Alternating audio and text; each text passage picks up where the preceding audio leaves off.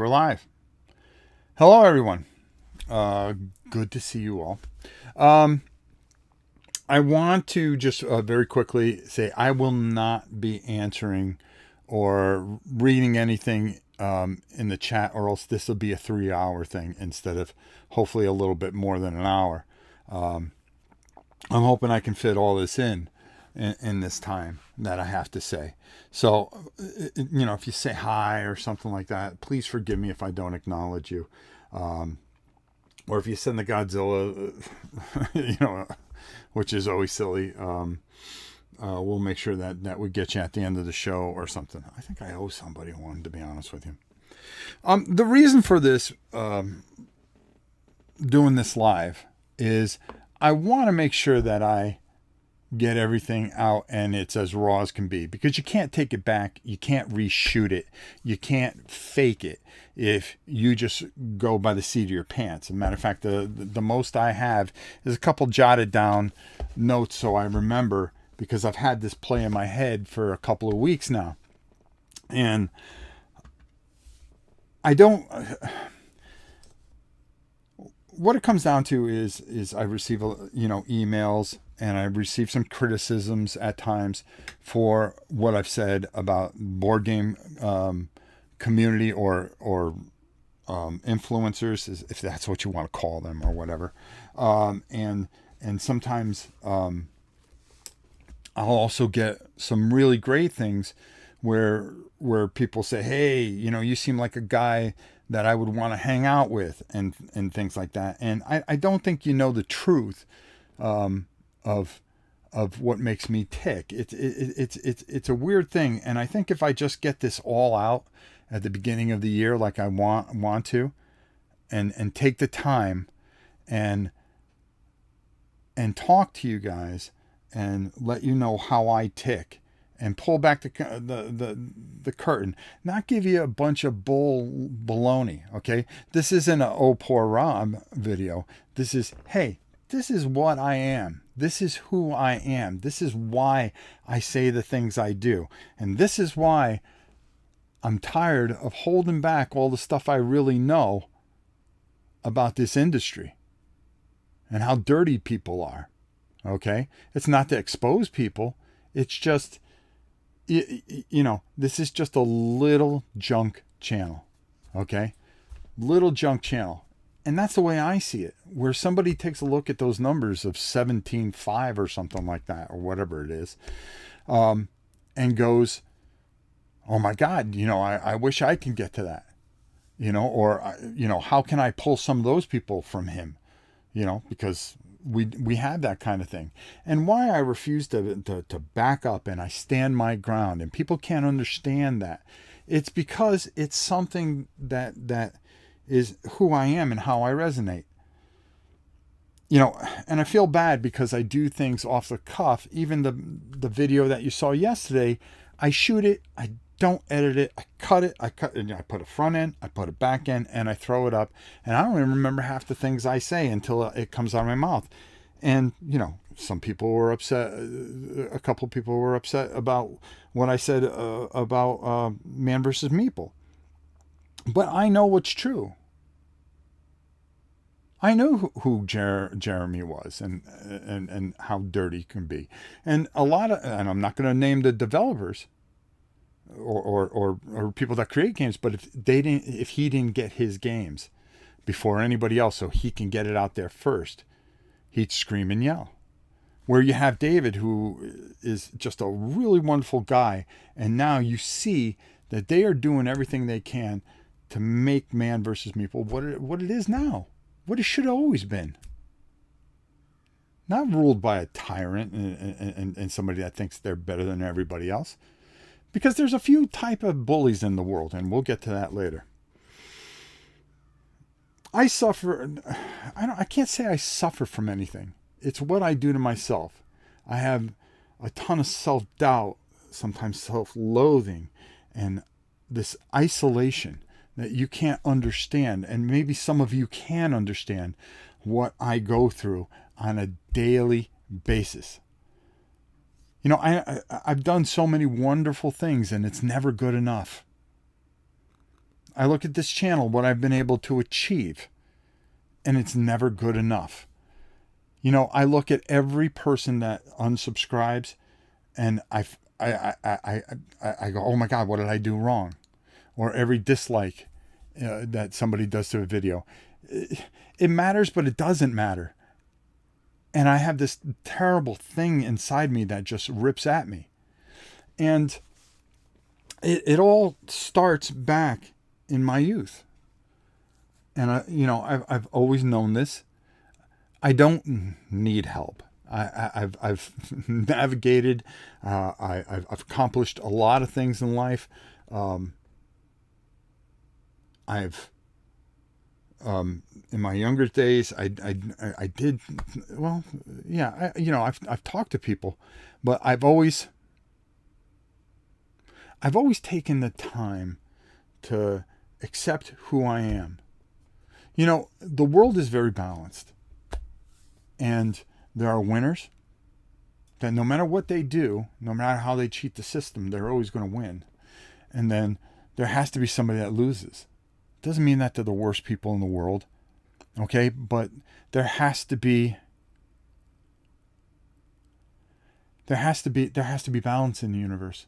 There has to be good, there has to be evil. Or one can't survive without the other. And there are people that are going to win and there are people that are going to lose in life. Okay? I like to think that I'm just one of those mediocre channels that kind of balances out everything in the board gaming world. Okay, it's never going to be great. I'm never gonna be somebody that's going to be able to sit here and lie to you. Okay, and there's plenty of people that are really good. And yesterday, I wanted to get back to. I felt so bad because some of the great channels that I forgot to mention were, Ricky Royal, who's fantastic, Dale the Casual Gamer, who's always been fantastic, has come in here and not been like other channels trying to get their name out there so they can help themselves instead of putting in the hard work. To get 17,500 people, you have to put in a lot of hard work over 6 years. Some people, they can do that in a year. I'm never going to be that guy. And I know that. And it's because of who I am. And at times, sometimes my own self-destruction. Sometimes being honest to a fault. I also, wanted to say to Ant Labs, who wrote something very nice yesterday. And you are Ant Labs. You shouldn't have to change the name of your channel just because you say something. There's nothing wrong with saying something if you believe in it. If somebody doesn't, the people say things every day that I may not believe in, but is that indicative of the person, who they are? I know those two people. I got to meet them at Gen Con for a brief moment, and they were gracious and kind, and they were wonderful to a guy that has a problem talking to people. I really, really do. And I'll talk more about this, but they shouldn't be afraid to be who they are or say what they feel. And people that I'm very strong. I've been gifted with an incredible strength and never lost a fight in my life or anything like that. Okay? Because I'm stronger than somebody, does that mean that, if I go, well, I'm stronger than you, well, I'm a bully. But if somebody's smarter than somebody, okay, and they use those smarts to just talk them down and hurt them, doesn't that make them a bully too? There's so many forms of it. There's so many forms of it. I think if we go back, and I got to speed up here because I just don't want to drag this down, but there's a point to all this. There really is. As a young kid growing up in East Haven, Connecticut, my father was a police officer. And as a young kid, my innocence got taken away pretty quickly. My father was a cop, and in school I would get picked on quite a bit because my mom would work quite a bit. And this isn't, my parents aren't bad people. I haven't talked to them in 15 years.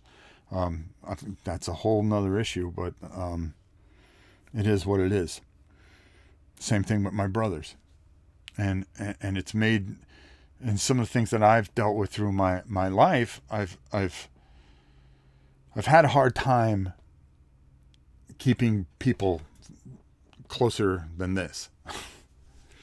And my father was a cop, and even in school we would get picked on because my father was arresting, half their fathers, and they knew who I was, and I had to fight every single day. Every single day. From being on the playground when all I wanted to do was just go to school and play. And I wasn't very smart. I was very slow at learning. I wasn't a kid that can learn very well. And I struggled learning, so I would end up in the lower classes. And by being in the lower classes, I was with some of the riffraff.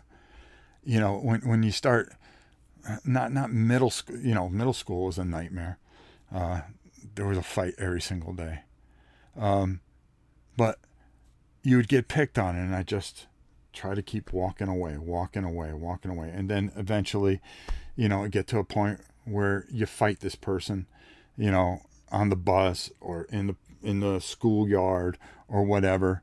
And, my mom worked as a nurse, and she was working insane hours. We were always being watched by somebody, and they weren't around much because they were working so hard trying to provide for us in a lot of ways. But also they had me at a very young age, and I believe my mom resented that and resented me in some ways. At times we would have a good relationship, and at other times it was just absolutely horrid.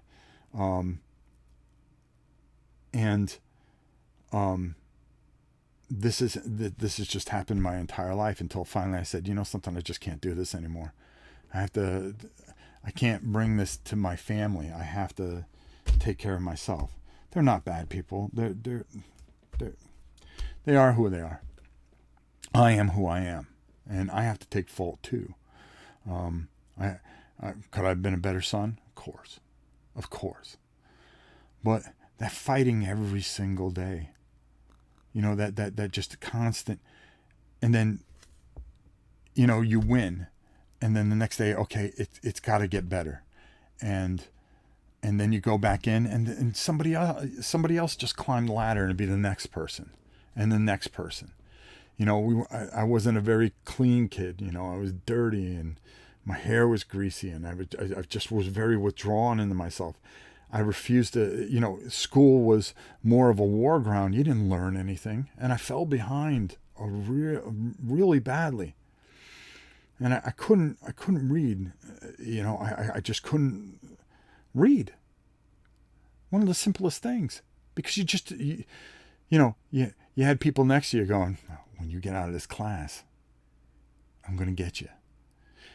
And I'll tell you, I was scared. I was scared every single day. Every night I was scared because I was afraid.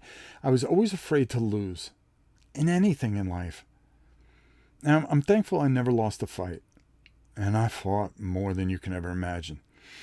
To the point where I've studied different arts and things like that through life and things like that. And I'm not going to go here and say I'm this, I'm that, I'm this.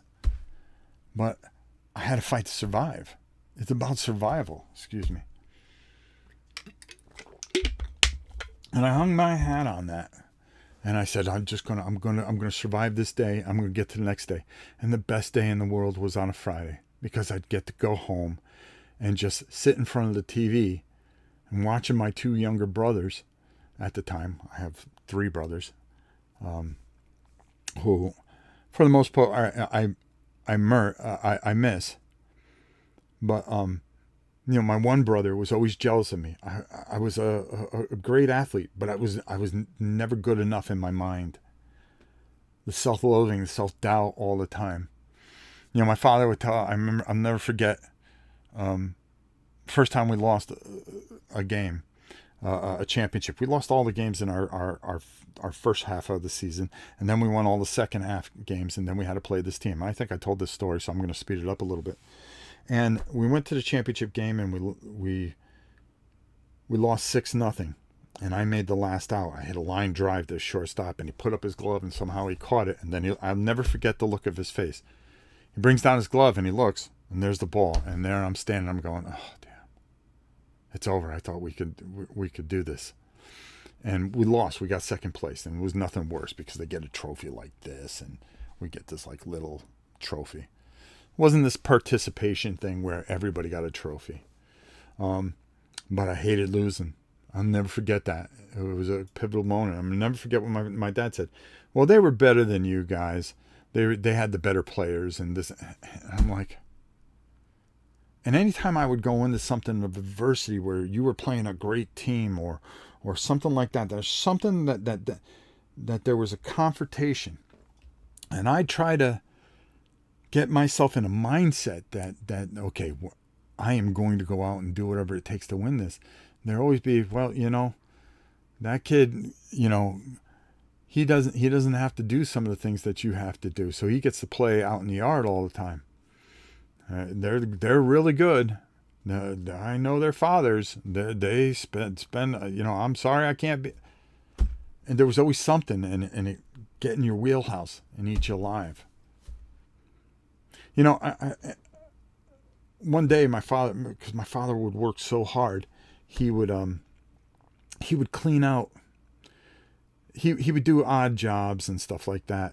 Not only was he a cop, he worked from 12. He used to call it the zombie shift from 12 to 8. He would come home, and then he would go do yard stuff, which I would get money to buy comic books and stuff like that eventually when he would take me with me when I was old enough. But he was doing it for such a long time that when he... All right, somebody said, is there no sound? It's okay. I fixed it. It was me. Okay. All right, there we go. That one time he cleaned out somebody's garage, and he found this big box, and they just wanted everything out, and it was just filled with comic books. And that's how I learned to read. I was so interested in all the superheroes and stories. There were even some Richie Rich ones that I really liked. I wanted to learn what a lot of the words were and stuff like that. And eventually I got to where I am. I've never been smart. That's why I went to the military, and I did what I did. And I've always been there. I've taught myself, and I've done a lot of things, and I've always tried to push myself outside the box, but I've always had this self-doubt and just loathed myself because everybody always told you that you are not going to be anything. I wanted to be an astronaut, and I'll never forget, it was the day of my birthday, and I didn't have many birthday parties, but my mom had some friends and had them, their kids come over, and we had a birthday party, and I remember afterwards we were cleaning up, and I loved Alan B. Shepard. Now, of all places, I'm in Florida, where about 15 miles from the space station. I said, Mom, I want to be an astronaut. And she looked at me, and I had to be about all of 7 years old. Your grades are not good enough. You're never going to be an astronaut. It was the most defeating day of my life. But I never stopped loving Alan B. Shepard for all he did and wanting to learn about the NASA program and all that stuff, even though I didn't understand anything. And there were always roadblocks and self-doubt. And, I remember one thing reading in a comic book, and I think about, getting back to the fighting every day, being afraid to lose. And, I would go into school and everybody laughed because I was always so scared, being picked on, book jobbed all the time. Oh, that was the worst thing when you had to carry all those books. And they go, and all the papers and everything all over the floor. And then, trying to take your lunch from you, 3 or 4 people, and then finally you just say, "Oh, the hell with it! I'm gonna go for it. I'm just gonna pick out one of those guys, and I'm just gonna hit him in the face as hard as I can." I never lost that mentality because it continued. It always continues. It never stops. There's always somebody. And in this world nowadays, it just doesn't stop. It's the same thing, only different ways. Only this generation, they're not. It's all of saying who you think you are. Like people, I've spent 40 years in and out of the military, in and then doing other things, for most of my life, and the thing that always kills me is that some people go, "Well, I was this, I was a Marines, and us Marines." And why don't you hang your hat? I always believed that, at least I believed that when I got to a certain age, I went into the military because my father was in the military, my grandfather was in the military. It was, you were always supposed to go to pay your debt to your country. And this isn't about other countries or anything like that, because other countries are wonderful, okay? And the world is beautiful. I've been around the world 3 times, and I've seen so many beautiful things. I've seen some real ugliness too. Okay?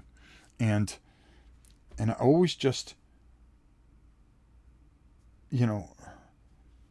like I said, like I was trying to get to, it's just, I just always just tried to be myself. And I was never afraid of being afraid, because I remember reading in the comic book, Dr. Doom, I think he was just about to take on the Red Skull, and Red Skull goes, he talks to Doom, he goes, "I can see the fear in your eyes." And I'll never forget this because it stuck with me. And Dr. Doom said back to him, he says, "Only a fool doesn't fear." And I kept that in my head. And I said, it's okay to be afraid. And that's what I felt always kind of made me, is I wasn't afraid to be afraid. I'm always afraid. I'm still afraid. But what do I do with that fear? Do I run and hide in a corner, or do I stand there and I try to face the fear? The next day, waking up sick to my stomach. No kid should be sick to their stomach. No kid should have to worry about every single day. I mean, every single day. Did I have a couple of good days? Sure. There were times they would leave me alone. But every day you go, "God, please don't let me fight, and don't let me lose this day, please." I used to walk myself to church. I was raised a Catholic, and I would walk myself to church every Sunday. And I remember my parents would give me a certain amount of money to put in the basket, and then they say, "Well, make sure that on your way back you pick up some hard rolls, because there was a place called Frank's where we lived, in Frank's supermarket."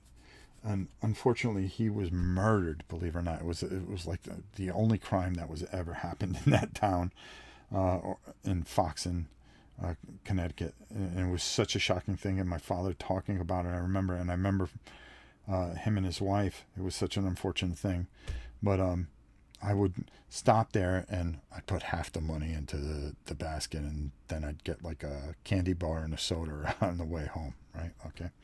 So, and get the hard rolls, because my mother on Sundays, most of the time, would make eggs, bacon on a hard roll, an Italian hard roll. That was good every Sunday morning. But I'd pray every Sunday. I go, "Please, just let me make it this week." And when you got off that bus every day, there was some relief. You try to do your homework. You would, do some chores and stuff like that, or whatever. Watch some TV. TV basically raised me. That's why I know so many things. And then around 6 o'clock, that dread start. And it start building and building and building. And then you go to bed at 8 o'clock and just lay there. Finally fall asleep and then wake up, go to the bus stop. And then from behind, somebody push you in the pricker bush or something like that. And then you just go, okay, I can't do this anymore. And fight and fight and fight. Until it finally kind of started to subside in high school a little bit. But what happens then?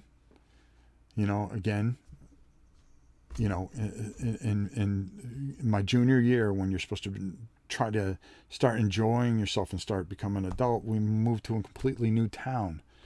So then my junior and my sophomore, my senior year, I knew nobody. And nobody cared. Even growing up, I thought I had a best friend, but he wanted to see me fail more than anybody else. Instead of us hanging around, me and my brother and him, all he ever wanted to do was see you fail. And I remember seeing him, it had to be about 10 years ago when I went back, maybe longer than that, to go see my daughter. I ran into the guy and he goes, "Oh, Rob, I missed you so much." I go, "You didn't give a crap about me when we were growing up. Now all of a sudden we're all old friends." And he was fat, bald, and all that. Not that I got any lettuce up top, but just not a good person. It was always about himself, always trying to outdo me because I was always the better athlete. My brother, your flesh and blood betrays you. We played for a guy. His name was Mr. Antonucci. I forgot his first name. God forgive me. I know he's gone by now. But my brother and I played for him, and we played on Fox and Park Beverages. And at the midseason, he would hold a picnic, and he would write out your stats on a ball if you did really, really well. And I would get balls, and we would always start on his team. We won a bunch of championships and stuff like that.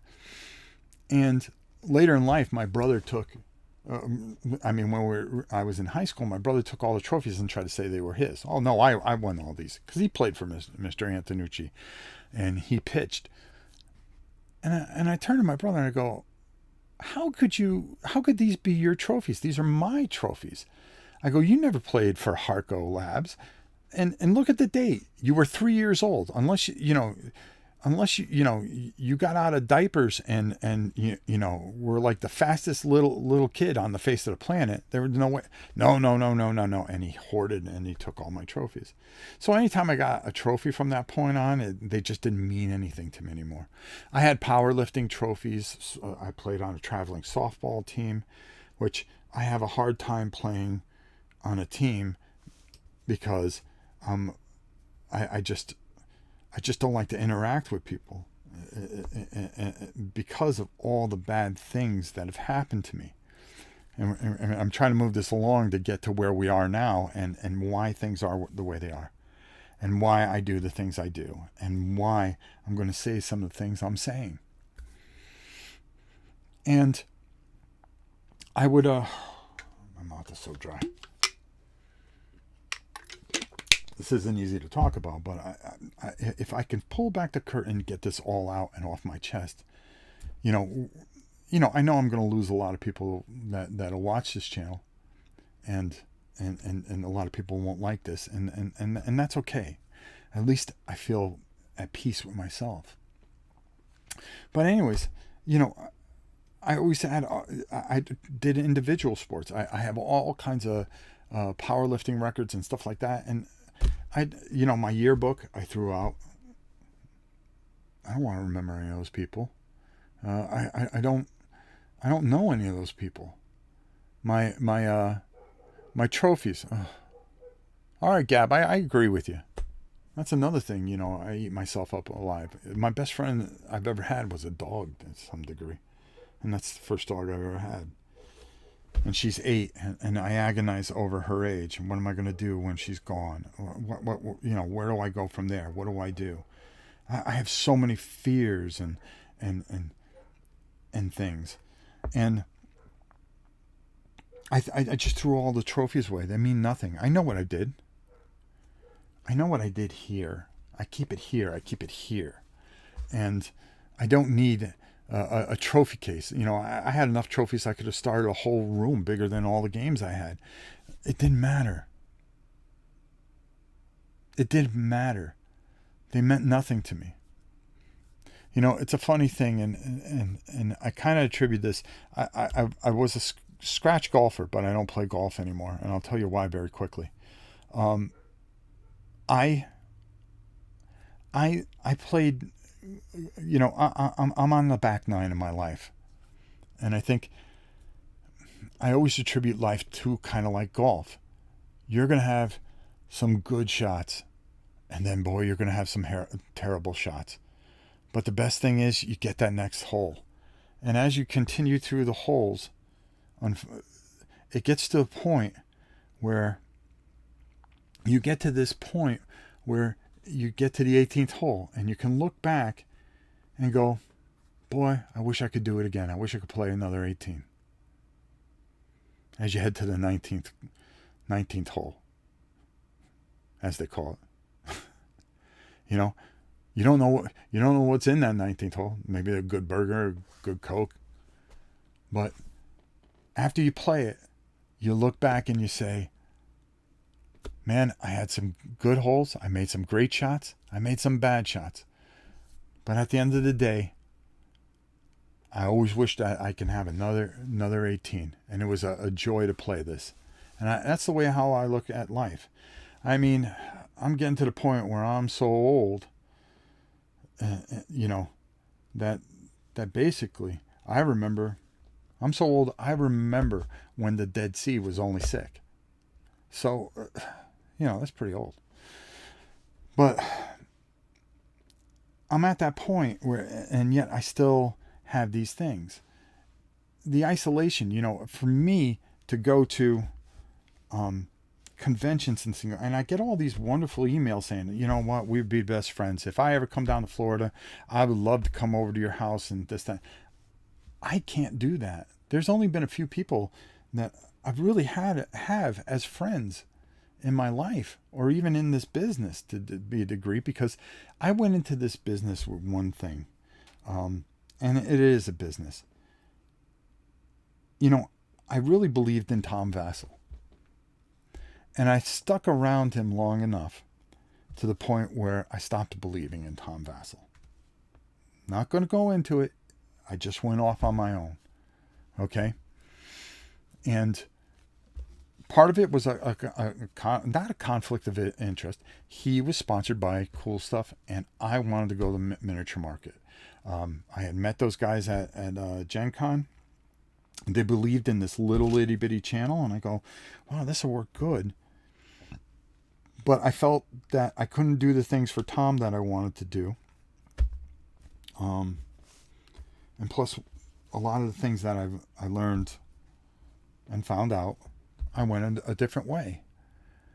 And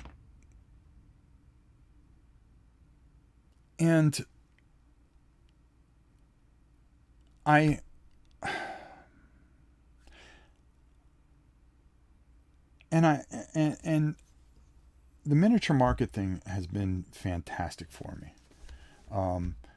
I developed a real friendship with Steven, and I worked so hard for him. At the beginning, they said, hey, we're going to give you $250 a month. You just make content for us and stuff like that. And I didn't feel good about myself or the things that I did for them, and I work as hard as humanly possible. And I would never send in a voucher to get paid, because I never felt I was good enough or deserved it. And people go, how do you get on miniature market? How did you do that, this, that, and the other? And I had one guy that it turned out to be a real dirtbag that I vouched for.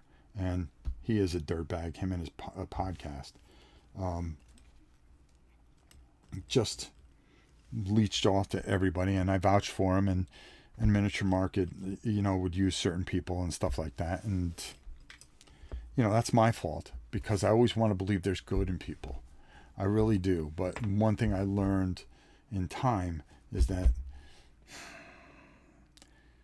this is no different. Everybody wants to run around screaming, going, hey, the board game community is the most special community. We all get along. We all love each other. And we all sit at the table and we have this wonderful... What a ton of shit that is. Okay? But I'm not afraid to say those things. But I also know who I am. That, if you've seen me at a convention, I have a hard time talking to people because I'd rather be by myself. You never see me play a game anywhere. The only people I've ever done things with are, Pete Shirey, who I talked to. As a matter of fact, I talked to this morning, who's become a very good friend and understand how the wheels kind of fail here. Richard Launius, Herman Lutman, Mark Walker, David Heath. These are people that are good. Aldi, Keith, Tina, some of the people I've done some things with.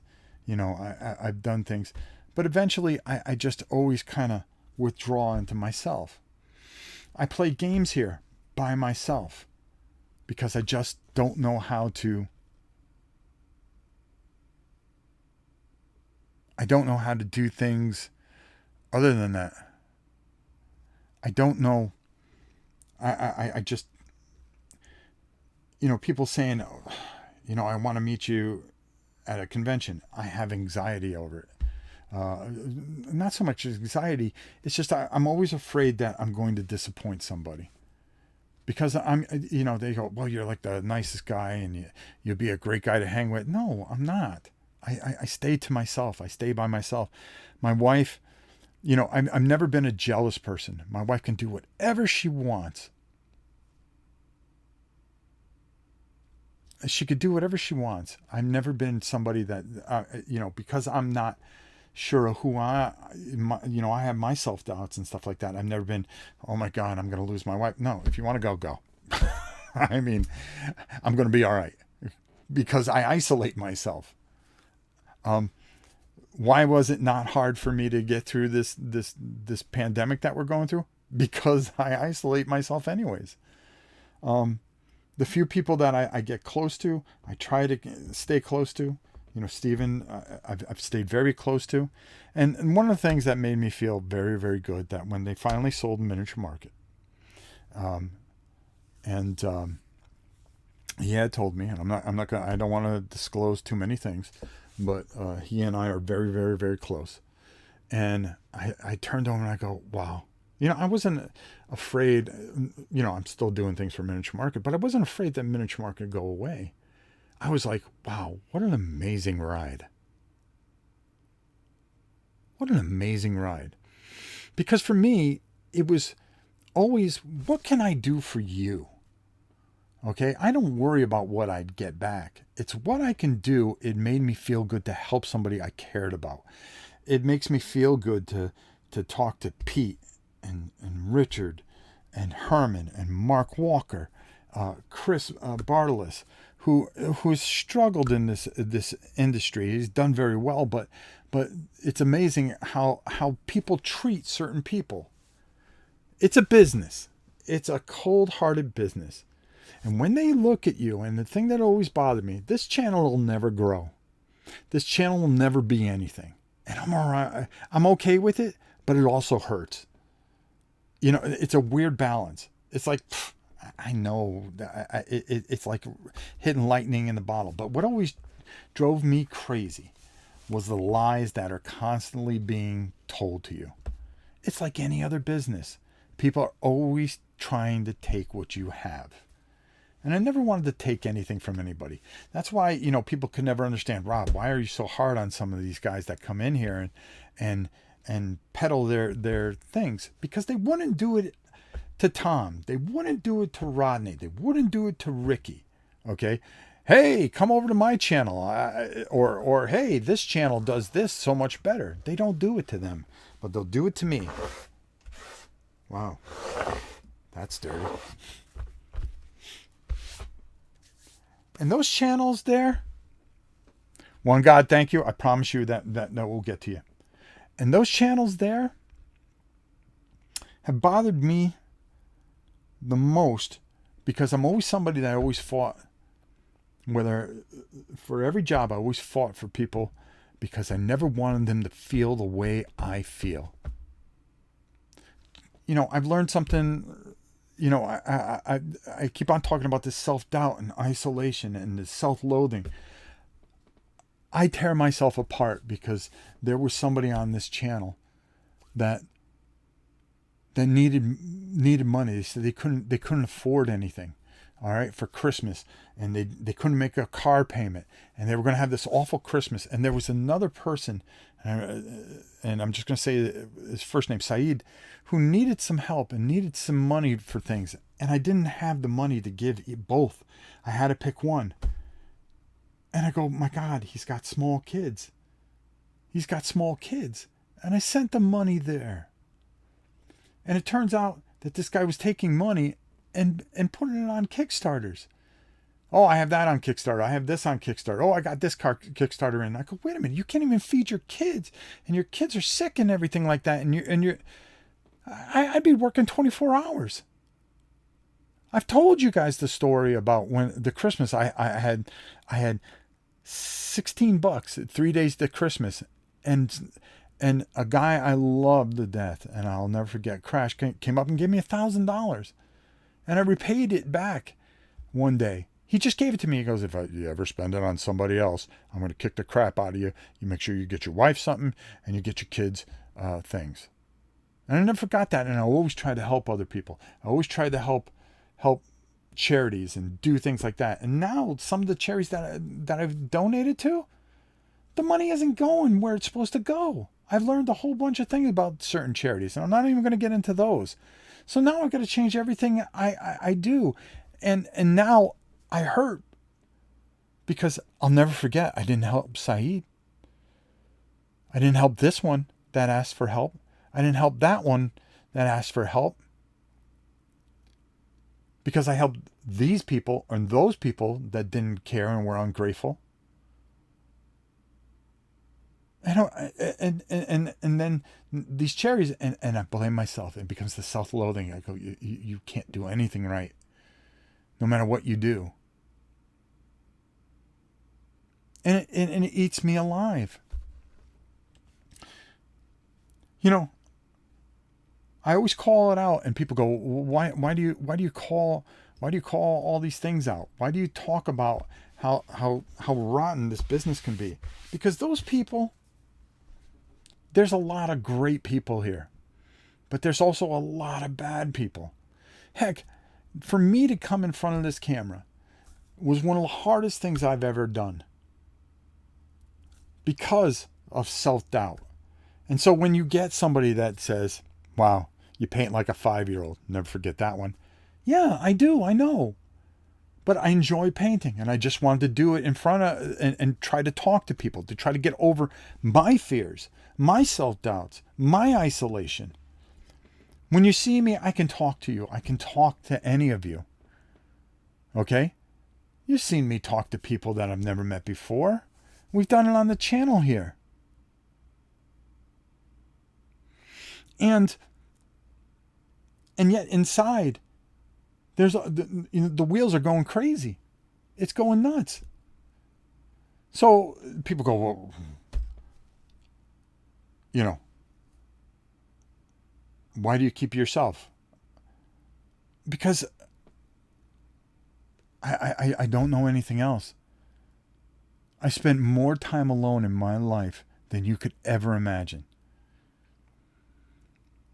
Isolation's all I know. My wife is my bestie. I got 2 friends in Florida here that mean the world to me. 3. I don't want to forget Tanya, who's been a blessing to me, and I tell them how much they mean to me every day.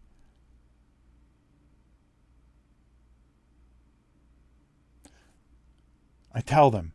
And I think they get sick of it, but I tell them because I always tell you, tomorrows are never guaranteed. I want to make sure that people that I care about, and I do care about people. And I can't, and when I, at the end of this thing, always say, I love you all, I do. Some of you are just not nice people. Okay? And I fight back. I always fight back. And I fight back against channels that lie to me, about me. Don't think the little fat kid in Canada, I forgot about him. You know, I always make sure I leave a receipt. And that's not the way to do things, but that's all I've ever known in my life. That's what I'm trying to explain, is that's all I've known. And it turns some people off, and I understand. And I get it.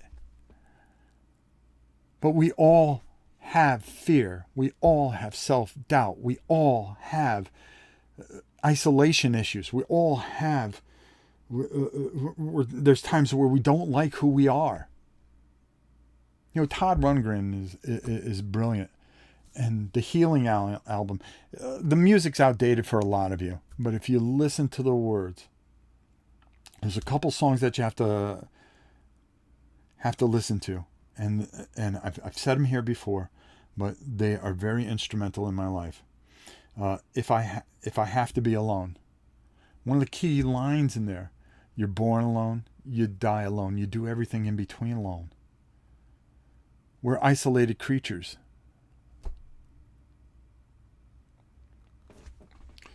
No, Jay, I'm not going to say that. Okay, he knows who he is. And you know, the worst part about it is I tried to reach out to the guy, and I tried to say, hey, listen, can we just talk this out? You know, you said some things that you shouldn't have said, all because I didn't like a certain game. Because I don't like a game. How dumb is that? And I wanted to try to take a higher road, but that's not how it works. You know, people grow their channels, and that's all they care about is their numbers and things like that. I would love to grow this channel. And then again, also, I don't care if I grow this channel. I don't know. I think this thing, for me, when I turn it on, I feel like I'm a kid again, and I get to do it all over again. Only this time I have maybe, 50 or 30 friends that are watching that I can relate to and say all the things that I've wanted to say as a kid, instead of that isolation, instead of that abandonment and people laughing at you, and they would laugh at a distance, because once they got hit, they realized, oh boy, this is the wrong guy I should pick. But bullies always lose. You see the bully videos on YouTube. Karma always comes to most people. But how many people try to take your money? Okay? And they lie to you, and it drives me crazy. I don't ask for money here. Okay? We try to raise money for charities. We try to help people. We try to make a difference for some of you that are hurting out there, because it's something I believe in, because I don't want to feel the way I have felt for 60 years. It's never been good. I don't have a lot of good memories. Sometimes I'll lay in bed and try to think of something really, really great, and it's very, very hard. I love board games. I love being able to get out of here and get there and be immersed in it and have these moments, these beautiful moments, and create them. It's so hard. It's so hard to turn this thing on sometimes. And then, get a troll that says, you say this about this one and that one and this one. You want to know why? I don't mind calling things out. It's a funny thing. I've done some work for all kinds of different places. And tens and 15s of channels. And I had a chance to spend some time with someone that was getting into the industry, and I thought, she is the most dynamic, wonderful person. I had dinner with this person. I'm not going to say when, where, or anything, because I don't want to hurt anybody. But these people scream of, how they are going to, that they have all this diversity and stuff like that. The end of the old white guy, and whatchamacallit. And I believe in diversity. I believe in all kinds of things. And I didn't think they were wrong. And I had a chance to spend some time with this woman, had dinner with her. And I was sitting at the table and we were talking about all kinds of different things. And I said, well, this person's absolutely fantastic. This person is the next big star. This person's going to be fantastic. The next morning, I had breakfast with a person from this place, and they were one of the workers, and we started talking about this person, and I said, wow, beautiful smile that lights up an entire room. A wonderful, wonderful person, warm, caring. I'm always attracted to people that are warm and caring and compassionate, and you could tell when somebody's faking it. Okay? And we'll talk a little bit more about that. And this one person on the other side of the table turned and said, well, I think that's a great find because it checks all the boxes that we need. Check all the boxes. What are you talking about? Well, this person's this, that, this, and that. I went, are you kidding me? Is that all you see? You don't see the beauty that this person is? How about you're hiring this person because this person is the best person for the job? Not because it checks boxes for you. And that's a bigger insult to a person than calling somebody something racial or something like that. Because, well, you're here because you check boxes. How about because you have all the talent in the world? How about you have all these things, which the person did? The person is the best person in the world. And to this day, I can tell you that this person is just wonderful.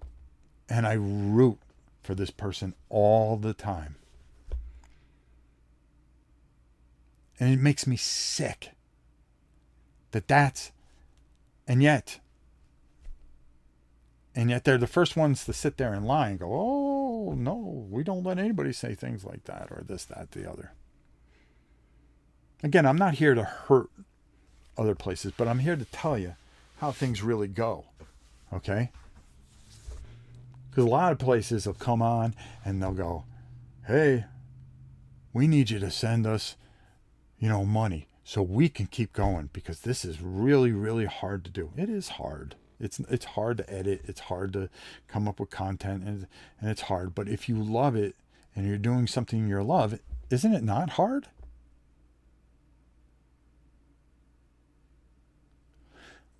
But they want the money so they can, put their kids to school, get nice new Apple Watches, buy new goofy suits and stuff like that.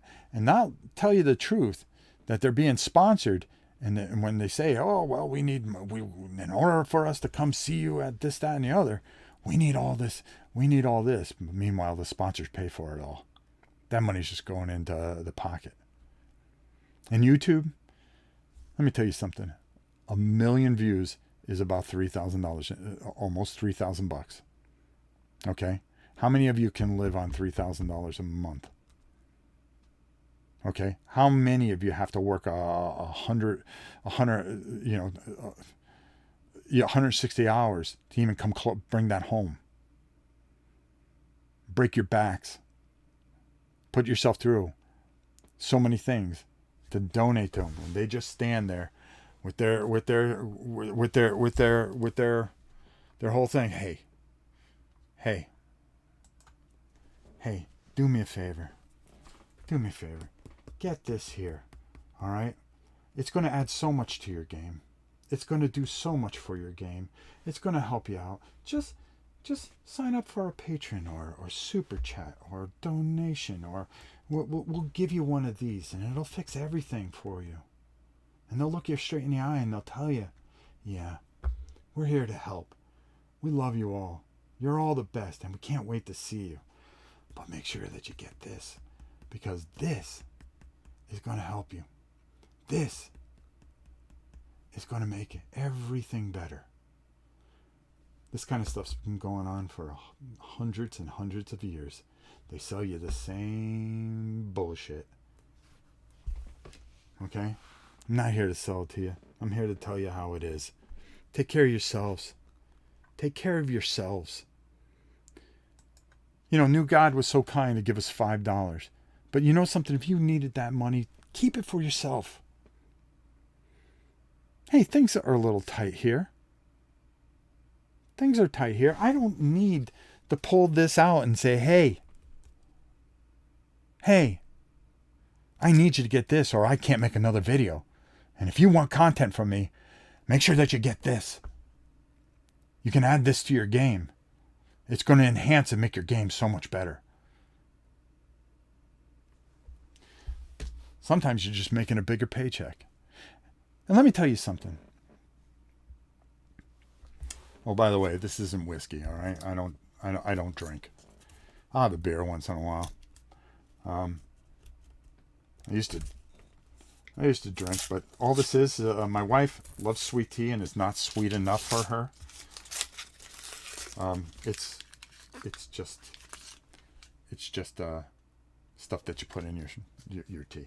It's sugar that you add to sweet tea. But that's how it is, folks. Toby O'Hara, thank you so much. Another guy that's just a fantastic guy.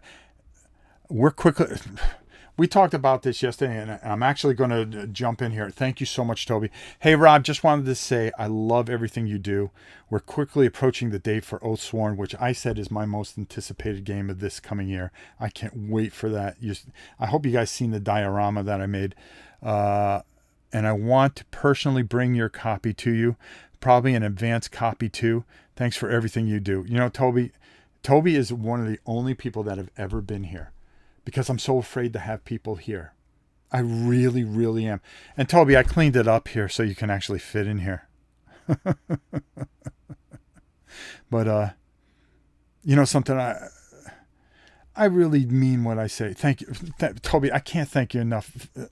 We're gonna take that money and we're going to bring some food down to the Humane Society that is really struggling this time of year. They only work on donations. We got Bella from them. There are some abused animals out there that we are going to concentrate on helping this year. And I'm going to try to do some things. Oathsworn is a game that I've been waiting for years, and I've told you guys this. And to me, I can't speak enough how nice they were.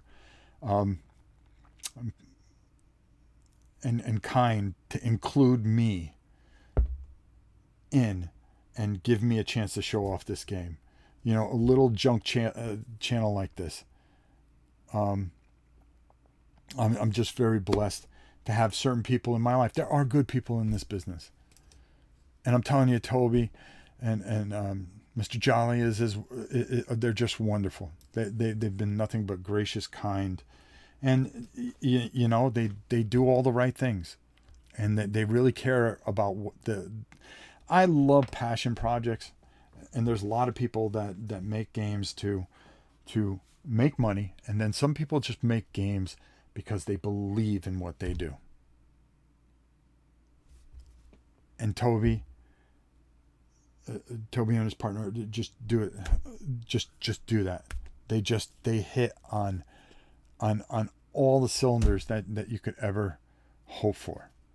You know, and going even farther, I can't thank you enough. That's such a big donation. And again, I keep my eye on here, and I said I wasn't going to look at that, but I have to. You know, I see so many familiar faces and so many new faces, and I'm thankful for all of you.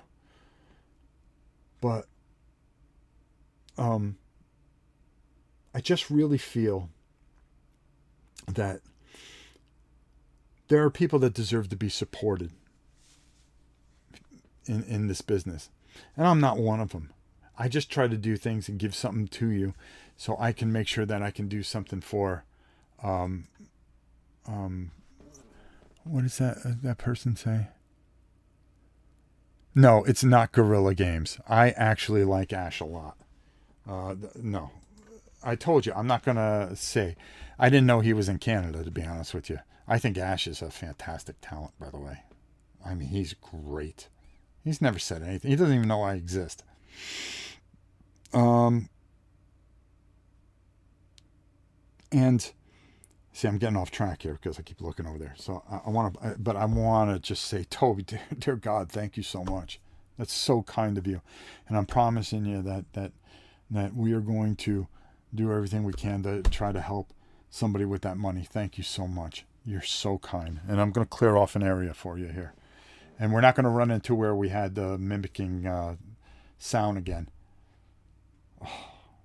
We go live with this video, and the first thing that you hear, hey, welcome to the Rob Tabletop. And I go, oh my God, what's wrong here? Right? Yeah, I had my first guest here. You know, I've had very, very, very few people here. Toby was the first person that I ever had live here. Tina, who, you know, Tina is probably somebody that is very, very, very means a lot to me, but we always keep at arm's length of each other. And I'm going to tell you why. Oh, Mr. Peterson, thank you so much. I can't thank you enough for that. Thank you. I'll pitch in a little for the animals too, Rob. Best regards, Jan Roger. Thank you so much, my friend. Thank you. You know, Tina and I became very, very, very close. But I always worried about people thinking the wrong thing. And I think Tina felt the same way in a lot of ways. Tina drove all the way from Miami and when she got done with school and came here and, you know, loves the Queen. My wife fell in love with her. And she came and stayed a weekend here and we had so much fun. We went to all kinds of different... there was a convention running here. I had her down. She would just come back here and go, oh my God, I've never seen so many games in my life. I go, well, Tina. And when we go to conventions, we were attached at the hip. Attached at the hip. Where one time at night, I was walking her back to her hotel because she was 5 blocks away in Gen Con, and somebody tried to take, wanted my wallet. And I got into a fight. I had a huge bruise here because I got hit with a metal. I don't know if it was a pipe. It was dark, but I ended up knocking the one guy and the other guy. And we never tell anybody that story, but we both knew that story. And I told one person, a person who I thought was a friend. And the next year they come and they ask me, they go, we want to ask you a whole bunch of questions for our podcast. And they ask these weird questions about underwear and things like that. And I just realized, you know, and I sent the guy a whole bunch of stuff and everything. Always trying to be nice to people. Always trying to be nice to people. And like I said, there's tons of good people. You know, you look at what Rodney's doing. Okay? Rodney's going to own this whole industry because he's got the right people.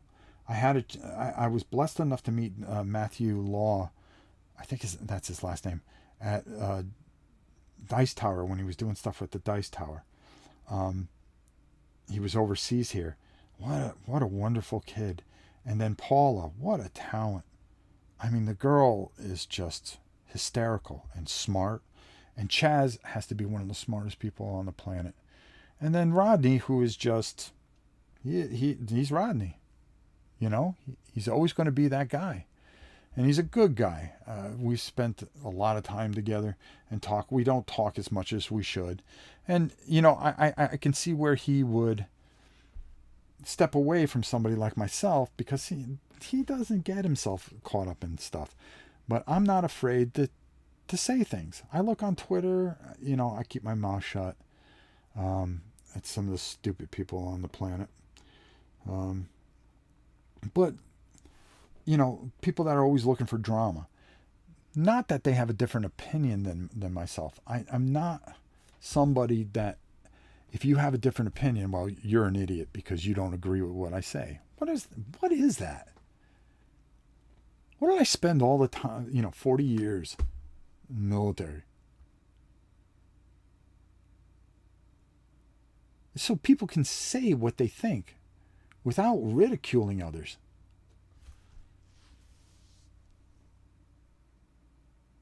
You should be able to say what you think. You can disagree with it and talk kindly instead of trying to erase somebody from the face of existence and gathering all your people and gathering all your mobs and trying to do it. There are so many things that are wrong because people can't talk to each other anymore because you have a buffer between everybody now. It's called the internet. And it's the most ugliest and most destructive thing on the face of the planet. I came and I started this channel in belief that I could raise money for charities. And I'm going to try to wind this up as much as I can. So I just needed about 10 minutes more of your time. And I'll make sure I hit everything. And then I'll answer some of your questions. So if you want to start here, right past Ian Rogers, I'll answer a couple of questions for about 2 minutes, and that's it. I started this channel in the belief of selling that Death Star and showing you how it was made and hopefully raising money for all kinds of different charities. Because I really believed in what Tom Vassell was doing with with the charity that he did for his son. And I to this day, I still believe in that charity. And if I could have helped it in any way, I would. And every year I would create something or paint something and do my best to get it there. One year was Forbidden Stars. Another year I got 2 days before the convention. Oh God. Something of the Wastelands from Richard. They got 4 of them out to me and I painted over 500 figures in 3 days. KL, thank you so much. I promise you we'll do the Godzillas in a minute. I did all these things, to help anything for him, and I believed in it. And then I started seeing things, and I believed that I should just do things on my own. And I like Tom, but how can I put this? I think I just leave it the way it is. Tom does his thing. I do mine. Oh, I don't want to sit here and bash it or hurt him. Mark, thank you so much. You guys are so kind. I don't want to do those things. All I wanted to do was just have this little channel where I could do the best I could to maybe open that gap that I'm so afraid of, because I face fears every single day. And the internet has been one of the biggest blessings and one of the biggest curses in my life. And all these people that say, man, you'd be fun to hang out with. I don't know if you would think that if you spent time with me. I'm so afraid of my own shadow in ways. At conventions, I don't go down and play games with everybody. Nobody's ever really seen me play a game. I've played a couple of games, a handful of games in all the conventions I've done. I've always been so busy trying to bring it to you people, for those of you that can't go to those conventions, to the Gen Cons, the Origins, because I was blessed enough to go and somebody was blessed enough to have me there. That I tried to bring it to you instead of trying to enjoy myself, because I just didn't think I deserved to enjoy anything. And I would hide in my room. Even if I had a roommate, I can have a roommate. I've had, matter of fact, people say I'm a great roommate. I'm quiet. I don't bother anybody. I stay to myself. Because that's all I know. It's isolation. I isolate myself. All these events are going on at night and I don't come out for them. I stay in my room. I work on things and I do different things. I try so hard to overcome these things by turning on these cameras, and then you'll get a comment which delete. Is it censorship? I've argued over that. But when you comment on something and you do it disrespectful, and you're meant to hurt somebody, then you're wrong. You're wrong. I do want to end and say, there are so many people out there that are doing this so much better than I ever could. Defenders of the Last Stand, thank you so much. Thank you, thank you, thank you, thank you. That do this so much better than I ever could. And they deserve every bit of fame that they should get. And there's people that do this so much better than I do that don't get the recognition or the subscriptions or things like that. And they deserve, to grow and do things. I don't want to hurt anybody. I really don't. But I will not back up. Okay? Every time I've gotten in a fight and I've hit somebody, I hate fighting. I've never lost a fight, but I hate fighting. It's the most awful feeling in the world. It's something that's so horrifying. Thinking that you can hurt somebody. And then when you see that person who bullied you and treated you and knocked your lunch out of your hand, I'd get free lunch. And they would knock it out of my hand and then I wouldn't eat. And then, at the time you have no choice but to defend yourself and fight. And then you hurt that person. And then you look and you go, oh my God, I hurt someone. There should be no pleasure in hurting or killing or anything of anyone. That's why I always try to say, how much a lot of you are my world. You're my world here. I have this little alcove out here. This is my time. And there are times I'm terrified. And there are times that I just don't want to turn on the camera and I just want to be by myself. I look for games now that have that one player thing. Because I'm so afraid to play with anybody else. I'm afraid of ridicule or someone like, talking behind your back like they've done and things like that. And then that thing from my childhood comes back and it rages inside me. And then it becomes, okay, well, this is all we know. And that's wrong too. I should be spreading love and kindness and all these beautiful things. And yet I'm horrifically flawed. And I say things that a lot of people don't disagree with. I say things that I'll stand up and I'll say it. I'll call it as I see it. And then after I say it, I regret it because, again, I don't want to hurt anybody. But I say it because it needs to be said.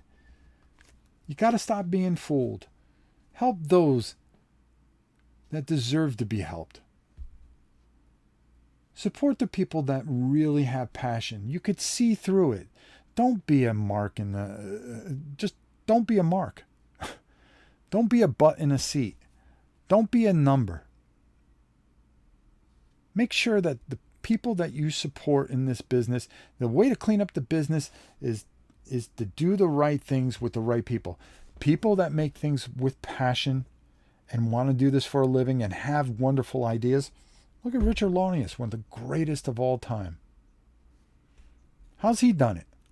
He done it because he believes and he doesn't care. And he puts down something and he goes, wow, this would be just fun. I want to keep it simple so everybody can enjoy it. And he does a great job. Same thing with Herman Lutman. And some of these, they're not trying to be rock stars. They're not trying to be rock stars. Some of these people want to use their fame to get their agenda across. That's not right. I'll make something popular and I'll get my point across. And this is what I believe and this is what I think. And because I believe it, and I'm a rock star in this business, we should do it. Or I'm an influencer and you should listen to what I say. Or else you're not going to do this. There's so many people that make wonderful content and are passionate about it and they believe in it and they put their hearts and soul into it. And they can make it all the production isn't going to make something more passionate. Look for the person that has something to say and isn't looking to give you shock value, but give you an honest opinion and make it where you feel that this is something that is going wow, this guy showed me what this game was, and I'm so excited to get this. I can't wait to get it. Or, you know something, this just isn't for me. And he did such a good job at showing me that it's not for me. There's nothing wrong with that. Those are the people you support. Not for bells, whistles, comedy routine. Well, there's nothing wrong with comedy routines. But does that really help you make a choice? Or people hating on something and laughing about it and throwing it on a grill and cooking it. How about just come across and saying, I like this or I don't. And if you don't like it, also say, hey, for what it's worth, my opinion don't mean nothing. I don't like this because of this, but you might like it. This isn't the worst thing. I had a hard time with this. I never want to hurt anybody's business, but boy, sometimes I've called things out and I felt bad about it. That Descent, it wasn't for me. There were a couple other games that weren't for me. Some of these weird shows when you want information, trying to go for comedic value. Just open up and tell us some things. Tell us what we want to hear. Don't make it all about you guys. Just tell us something that we want, that the information that we're looking for. We'd love you for it. Tell us how hard you worked on it and all the people that have tried everything that they can to bring you the best product that they can. Instead of mic drops and bad jokes. If we do that, we can clean up a lot of this stuff. And the people that want to cause drama, if everybody just turned and say, you know something, we're not biting into that. Because a lot of people have followed because they really like that person, but that person just believes in drama and they'll get behind them no matter what it is. They'll die on that wagon. They'll fall on that sword. It's not always the right thing. Being kind to one another and understanding and being tolerant. Being caring.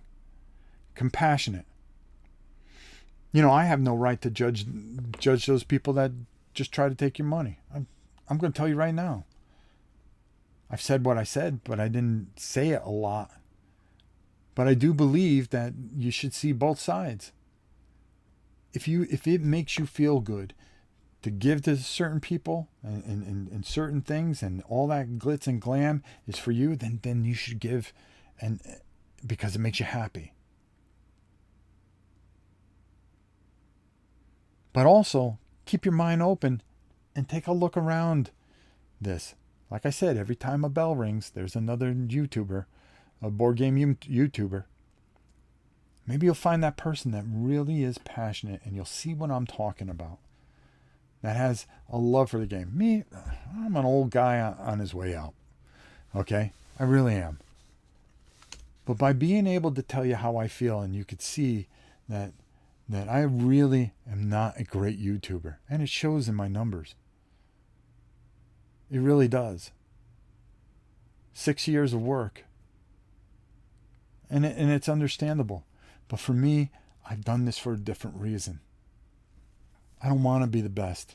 I don't think I could handle being the best. I don't want to be the worst either. I'm kind of happy right where I am. And wherever this takes me, I have different views. I'm an old guy. I was born in a different time. A lot of you are young. All I can say is change your ways, folks. Change your ways. Be kind to one another. When that moment that you feel any kind of jealousy or unkindness or anything in your heart, take a moment, take a deep breath and say, do I want to be treated that way? And if people are going to treat you bad, well, something, stand up for yourself too. It's not a bad thing either. It's all right. It's okay to do that. So we're going to do some Godzillas. I feel a heck of a lot better. And before I wanted to do another game this year, or start doing a game this year, I wanted to let you know But I'm not the great person that some of you think I am. I'm a very flawed and broken individual that has fears. I'm scared. You know, how can I love others if I don't learn how to love myself? And I'm trying to learn to love myself, but that's not going to stop me from trying to love other people. And I'm doing my best to balance this and fight through all these things.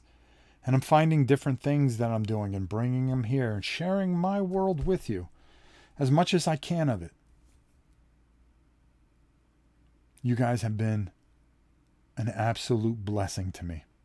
You have helped me through so much, through sickness, through injury, through times when I just wanted to stop doing this and realize that I don't think I could stop doing this, that I need to do it because I need to show you guys that you can get through anything, that you can do anything if you put your heart to it and your soul to it. So I'm going to take about 3 minutes of questions, starting after Play Till It Hurts is latest one. Okay, and then while I'm doing that, we're going to do some Godzillas. We got a lot of Godzillas, and I want to thank all these people that are dropping cash, which is going to help our charities beyond belief, which everything's going to go to the Humane Society. I also want to update you guys on some things. I want to finish with one last thing I want to say. If you see me at a convention, because this is the last year I'm doing conventions, don't be afraid to come up with me. But just also know that as uncomfortable it might be for you, it's also as uncomfortable for me. And that I'm going to try to put you at ease as much as I hope that you would try to put me at ease. I would really, really appreciate that. And if we get the chance to hug again and hug it out, I'll hug every one of you. And I'll thank you. And I'll do the best I can. I'm going to answer Josh. I'm going to answer you and some other people. But first, let me get going on these Godzillas a little bit. I'll stop in the middle, give Godzilla a little rest, and then we'll get going. Okay, first things first. Which camera are we using? Again, don't expect don't expect a lot of professionalism here because that's not this channel. All right. Let's get this over here. All right. First of all, one God. Let's see if he can get a little Godzilla love.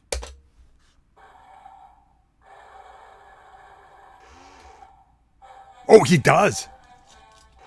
He does. How about that for some love?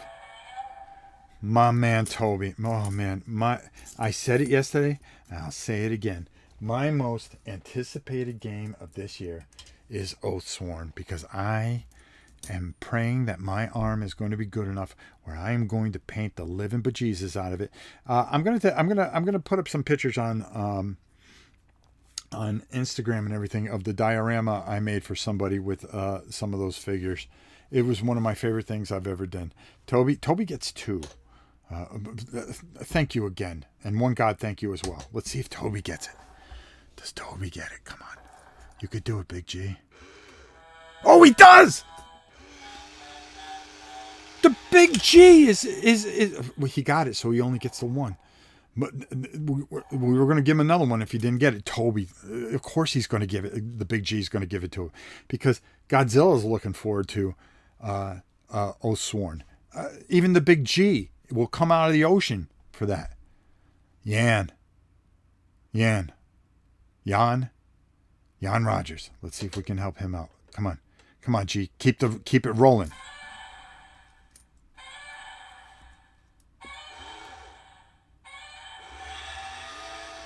Oh, come on, man. Well, you know something? The extra one we were going to give to Toby, we're going to give to Jan Rogers. Here we go. Come on, G. All right. Nothing lasts forever. He's back to being the miserable lizard that he is. Here we go. Kal-El. Gotta love that name. Just because you were able to get it. Here we go. Come on, Cal. Let's see what you got here.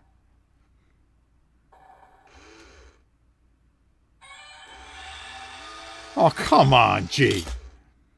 I have no doubt that this shouldn't be the best show ever in philosophy and in life. Well, thank you. That means a lot to me. And Jan, thank you so much for helping the animals out. That means a lot to me. Mark Goodwin with the very cool cat.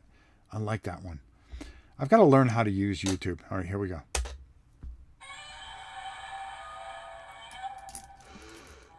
Oh, Mark. Nice one. The G comes back a little bit. All right, now he's been stiff in Game Line, and Game Line's been here a while. Give to the giving train, Rob. You inspire me on a daily basis. I mean this when I say this. You have no idea how much that means to me. It's hard for me to accept, but some of the things that people say really do mean so much, and I really take it to heart. As well as the bad things hurt too. I'm human. I bleed just like everybody else. I just hope, I don't get cut too deep. All right. Game Line. Is this his moment? Can he get on the train? Oh, he does. Nice job, big fella. Nice job. Godzilla bringing it old school. Stefan, my man. Come on, brother. Come on, help him out. Oh, come on, man. Why can't we just get a clean sweep here? Zarax81. Let's go with you, bro. Love your work, and thank you for sharing and being so frank. Oh, dude, Zarax81. I'm so sorry. He's a miserable lizard at sometimes. Jens. Long time, Jens. Okay, we got a ton of questions. I want to make sure that we hit them all.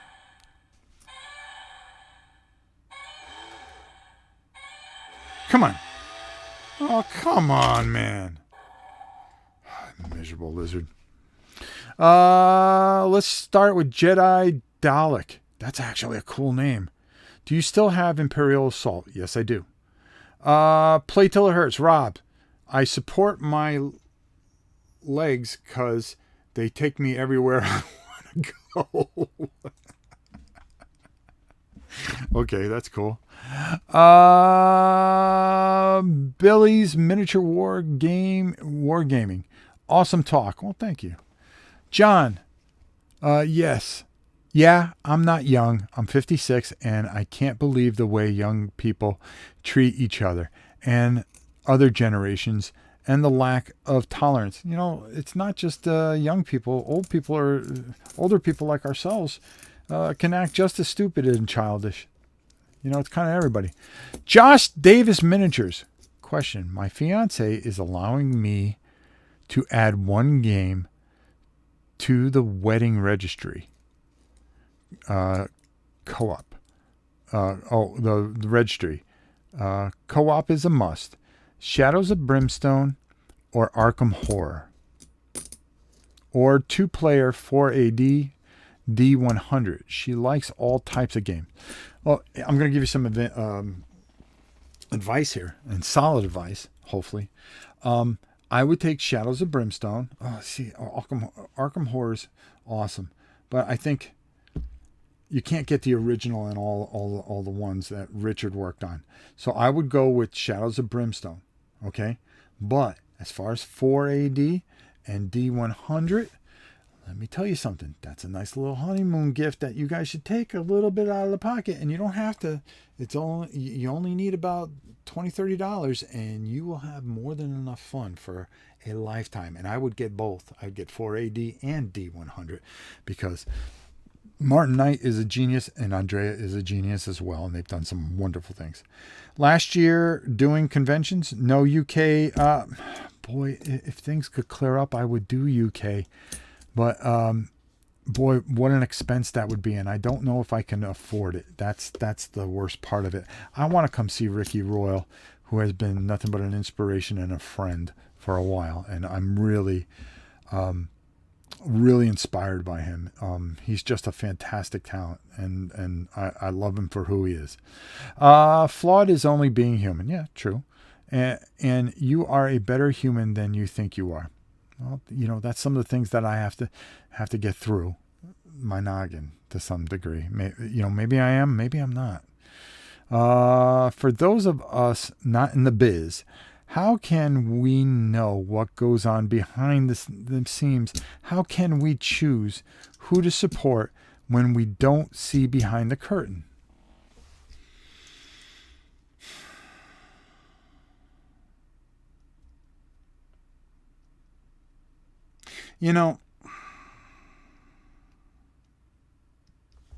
The thing you're right. And you want to know something? You have to look inside your heart. And you have to look at somebody, and you have to know that sometimes when you go down to buy a car, okay, boy, is that guy shifty? Or is that guy really just trying to make a sale because he really believes in that car? You usually figure it out. Sometimes you get burned, but you eventually figure it out. Look around. See the things that they have. See where they're going. I mean, are you giving a lot of people a free ride? And are they giving you the passion that you feel? Do you feel they're moving you with their games? With how they play the games and stuff like that? Or is it a lot of canned false laughs and making everything look like it's a real good time when it really maybe isn't? I'm going to tell you something, and I really mean this, and I mean this with all my heart. Okay? A lot of you, go take another look at Man vs. Meeple now. Because I'm going to point out something good instead of looking at something bad. Go take a real good look at Man vs. Meeple. See how he does things. Take a look at Dale, the casual gamer, how he does card games. Take a look at Ricky Royal, who should be a lot bigger than he is. See how the passion that he pours into a game. That's how you're going to know. And then take a look at some other people. And if you use those people as benchmarks, take a look at Ant Labs. I believe that's his wife. I'm not 100% sure. Look at how he comes across. And how Rolling Solo, Rodney and his people. Look how they all come across. Is Rodney really well produced? Yes. But is Rodney a good person? Yes. Okay? But take a look and benchmark those people. And there's just the couple that popped off my head, and I'm trying to look and see if I put anybody else on this list. And there are others. There are other really good people. Take a look at how they do things, and then take a look at how everybody else does things. You'll figure it out. I really think you'll figure it out. If you can believe what they say, and take a look and feel the passion that they feel for the games, judge that by how somebody else does it. Do they do it to because maybe they had a bad experience with that developer. Let me tear this game. I'm not even going to take a look at this game. Okay? Take a look at some designers that run their mouth and about everything except board games. Okay? And say that they're going to take a stand. And then take a look at the board game creator that gives you a game that they put their heart and soul into. That's how you're going to know. That's how you're going to learn. You may not get it right every time. But 9 out of 10 times, I think you will. And go with that. Hope I answered your question. Gameline says, nice. Clint says, hey all. Thanks for showing up, bud. Can you do some more vintage games from way back, please? I have that in plan because I am not cult of the new anymore. Nor will I ever. I don't try to keep up with the Joneses. Talking about painting, I am painting the War of the Roses in 10 millimeter. I'm sure my eyes are crossing. You know something, John? Believe it or not, it's a lot more forgiving. It's a lot more forgiving. Stefan says Brimstone as well. So, okay, I must have done right. Awesome, Rob. Thanks.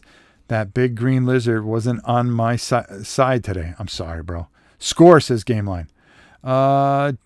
Josh says, he was talking to somebody else.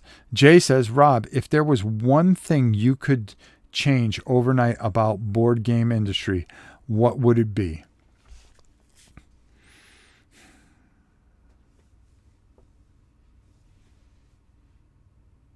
I'd get rid of the internet. I'd get rid of the internet. I'd get rid of all the influencers, even myself, and let people maybe read a column.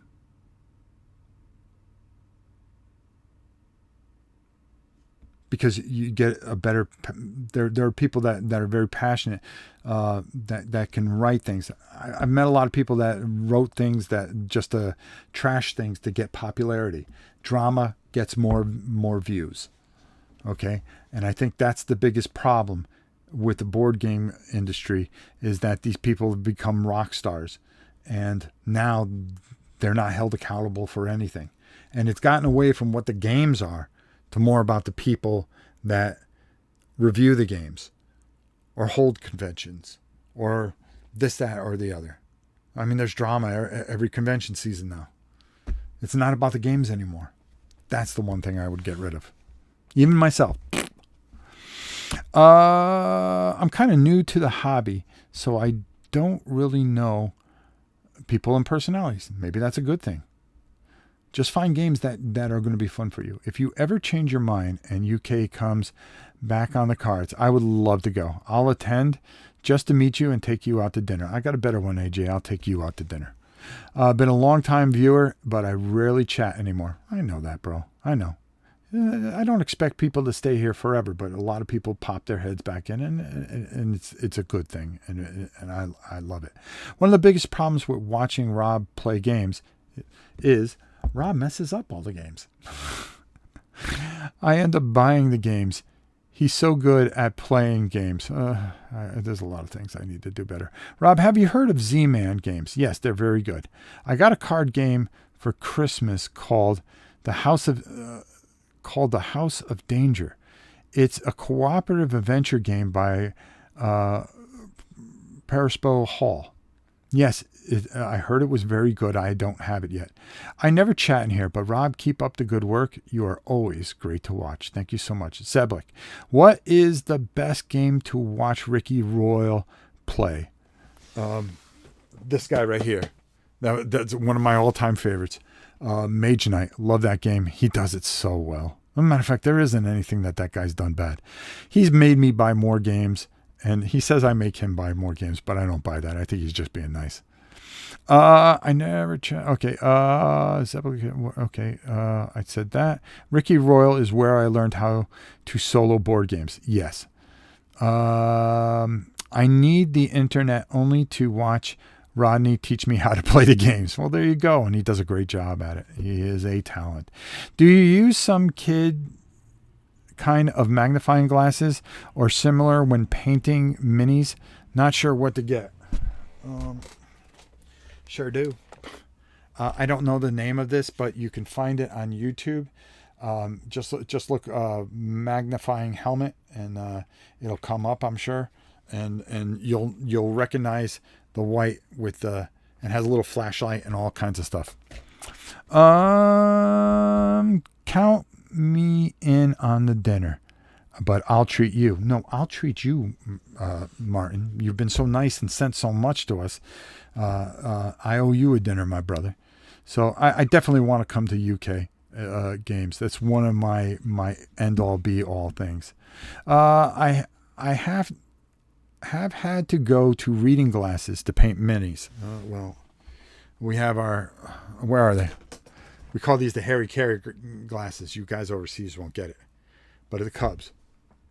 Well, that's a bit outside. Ball and a strike. All right. Thank you for sharing. You spoke to me personally. Thank you, Don. That means a lot to me. AJ, I'm going to love you and leave y'all. Have a great week, peeps. And with that, we answered everything and did a great job. And we did it in an hour and 40. I figured we'd go 2 hours. There was a lot more I wanted to say, but I could just tell you that I never go backwards. I go forwards. I believe even with all the doubts and sometimes I just want to crawl in a hole and I just want to hide in the back over there in between those two racks that I really want to over. Is that you, Queen? What are you whispering for? Okay. And as much as, there's just times when it's hard. I just really have to tell you that you didn't take out the shrimp, did you? Oh, you did? All right. Why are you whispering? Oh, because I'm working. You call this work? Yes. I thank God for her. Saved my life. She's always been good to me. Not afraid to give me a good boot in the ass when I needed one. And I love her for it.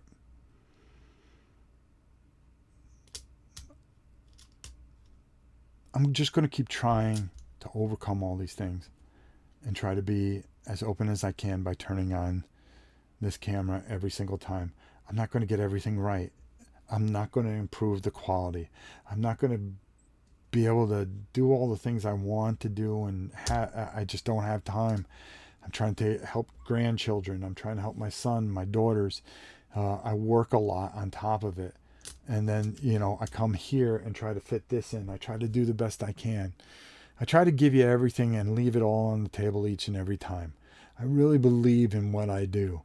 And this is how you've been a blessing to me, as much as some of you said I've been a blessing to you. And I'm trying to overcome a lot.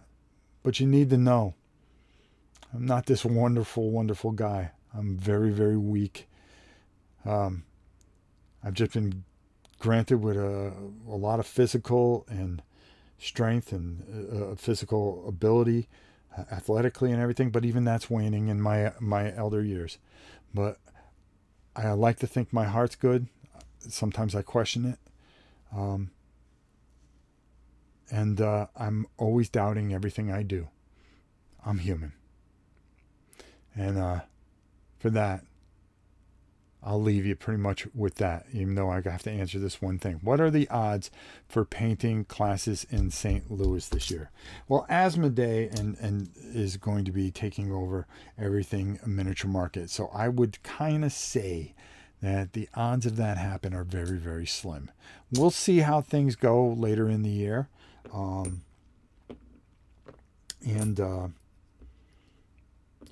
No matter what happens, it doesn't change anything here. I'm very happy for Steven, and he is a very, very kind and good person and has done so much for me and the channel. I can't thank him enough. Shh, you know who. Say hi to the Queen from the chat. I will. All right, guys, that's enough today. Until next time, remember, tomorrow's are never guaranteed, and I really do love you all. I just got to learn how to love myself a little bit better. I give you a tip of the hat. Be good to one another. Be kind to one another. And until next time, when the next time you see me, let's play a game. How about that? We'll see you soon. Take it easy, everybody.